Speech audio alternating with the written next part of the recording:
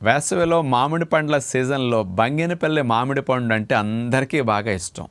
మరి షుగర్ వ్యాధి ఉన్నవారు బంగినపల్లి మామిడి పండు తిన్నా షుగర్ పెరగకుండా ఉండాలంటే దోరగా పండిన బంగినపల్లి మామిడి పండును మాత్రం వీళ్ళ తినొచ్చు. ఆ మామిడి పండు తినేటప్పుడు కూడా తొక్క తీయకుండా తొక్కతో పాటే ముక్కలను కట్ చేసుకుని కనుక షుగర్ వ్యాధి ఉన్న వారు తింటే ఈ తొక్కలో ఉండే హై ఫైబర్ కానీ దోరగా పండినప్పుడు కూడా అందులో చక్కెర శాతం పూర్తిగా పెరగదు కాబట్టి వీళ్ళకి షుగర్ పెరగటానికి అవకాశం లేకుండా బాగుంటుంది.